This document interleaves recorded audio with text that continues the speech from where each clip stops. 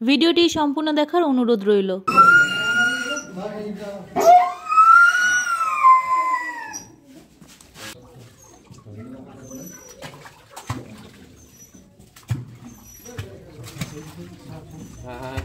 রাত 9:32 আমাদের কাছে ফোন আসে। সোনাতর পাড়ার একটি ঘরের কুয়োতে একটি কুকুর পড়ে গিয়েছে। ঘটনাস্থলে গিয়ে আমরা জানতে পারি কুকুরটি 8:30 থেকে পড়ে আছে। আমাদেরকে দেখেই কুকুরটি আপ্রাণ ওঠার চেষ্টা করতে থাকে এবং চিৎকার করে কাঁদতে থাকে। আমরা দুদলে ভাগ হয়ে একদল কুকুরটিকে উদ্ধার করার চেষ্টা করতে থাকি আর একদল দমকল বিভাগের অফিসে ছুটে যায়। সৌভাগ্যবশত দমকল বিভাগের বেশ কয়েকজন আমাদের সাহায্যের জন্য গাড়িতে করে আমাদের কাছে আসেন। সত্যি ওনারা না থাকলে আজ কি করতাম জানি না। ওনারা আসার সঙ্গে সঙ্গে আমরা দমকল বিভাগের সহযোগিতায় কুকুরটিকে উদ্ধার করার চেষ্টা করতে থাকি। কিছুক্ষণের চেষ্টায় কুকুরটিকে আমরা কুয়ো থেকে বার করে নিয়ে আসতে পারি।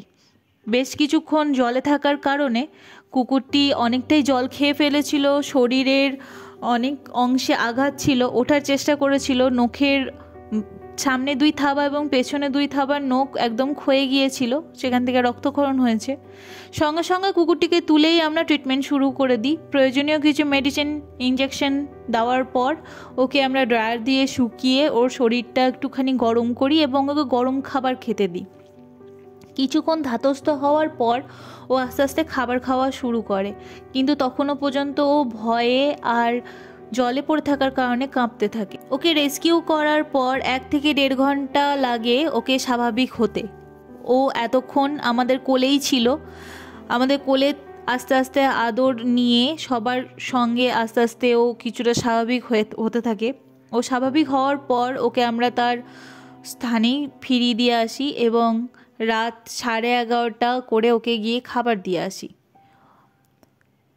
ওর এখন বর্তমানে পরিস্থিতি অনেকটাই ভালো আছে, সুস্থ স্বাভাবিকভাবে হাঁটাচলা করছে আর পায়ের থেকে রক্তক্ষরণও বন্ধ হয়ে গিয়েছে। কালকেও আমরা ওকে দেখতে যাব। এখন কয়েকদিন ও আমাদের অবজারভেশনের মধ্যেই থাকবে।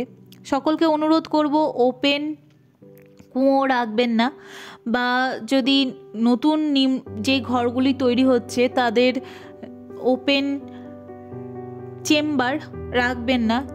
দরকার পড়লে কিছু ঢেকে দিন বা পাটা দিয়ে ঢেকে দিন, নাহলে এই ধরনের বিপদ শুধু আজ অবলার সঙ্গে হচ্ছে, কাল কোনো মানুষের বাচ্চার সঙ্গেও হতে পারে। একটুখানি সাবধান হন। ওরা তো অবলা, ওরা তো বুঝতে পারে না। আমরা যদি একটু সাবধান না হই তাহলে ওরাই বা কি করবে বলুন। তাই একটাই অনুরোধ করব সকলের কাছে, একটু সাবধান হন। কোনো গর্ত বা কুয়ো বা এই ধরনের কোনো জায়গা যেখানে পড়ে গিয়ে বিপদ হতে পারে সেই জায়গাগুলি ওপেন রাখবেন না। সেটা যে কোনো প্রাণীর ক্ষেত্রেই বিপজ্জনক। সবার শেষে একটা কথাই বলবো, অসংখ্য ধন্যবাদ দমকল বিভাগের সকল কর্মীকে যাদের সহযোগিতা আমরা পেয়েছি, এবং আপনাদের সহযোগিতা না পেলে আমরা সেই মুহূর্তে কি করতাম জানি না। চেষ্টা হয়তো করতাম, কিন্তু এত তাড়াতাড়ি হয়তো আমরা ওকে রেস্কিউ করতে পারতাম না। ধন্যবাদ আপনাদের আর সেখানকার সকল স্থানীয় মানুষদের যারা চেষ্টা করেছেন, আমাদের সহযোগিতা করেছেন।